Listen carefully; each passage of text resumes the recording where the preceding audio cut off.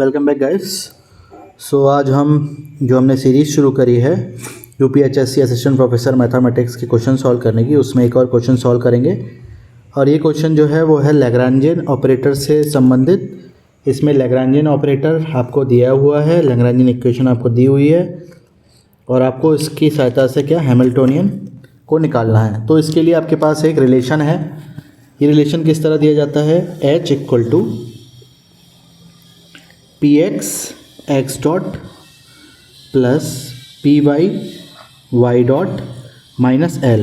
यहाँ पर P X और पी वाई जो है आपका मोमेंटा है एक्स और वाई डायरेक्शन में, और जिसको निकालने का फॉर्मूला क्या है आपका, P X equal to partial derivative of L with respect to X dot partial derivative of Y with respect to Y dot. So already ये जो फार्मूलाज हैं मैं पिछले क्वेश्चंस में आपका यूज़ कर चुका हूँ। एक और क्वेश्चन आया था इसी से रिलेटेड, आप मेरा पिछला वीडियो भी देख सकते हैं। सो जब हमारे पास ये दोनों चीज़ें आ गई हैं तो अब हम पी एक्स निकालते हैं। सो पी एक्स आपका क्या मिलेगा, एक्स डॉट के रिस्पेक्ट में जैसे डेरिवेटिव करोगे आपको मिल जाएगा 2a एक्स डॉट। इसी तरह से आपका पी वाई क्या मिल जाएगा, 2b वाई डॉट। सो अब आपके पास ये दोनों चीज़ें आ चुकी हैं, आप जस्ट फार्मूले में उसे सब्स्टिट्यूट कर दीजिए।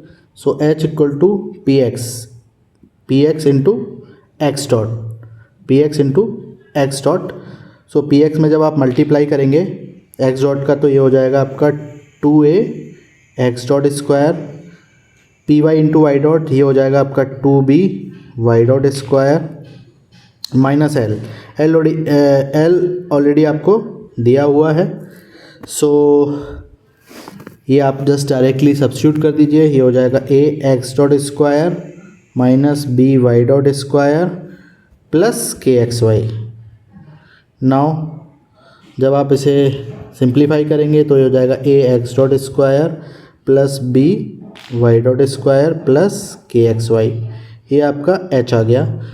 बट जो आपके ऑप्शंस दिए हैं वो पी एक्स में दिए हुए हैं, तो यहाँ से आप क्या कर सकते हैं, एक्स डॉट की वैल्यू निकाल सकते हैं। एक्स डॉट की वैल्यू आप कैसे निकालेंगे, जो आपने पी एक्स निकाला है वहाँ से आप एक्स डॉट निकाल लीजिए और जो आपने पी वाई निकाला है वहाँ से आप वाई डॉट निकाल लीजिए।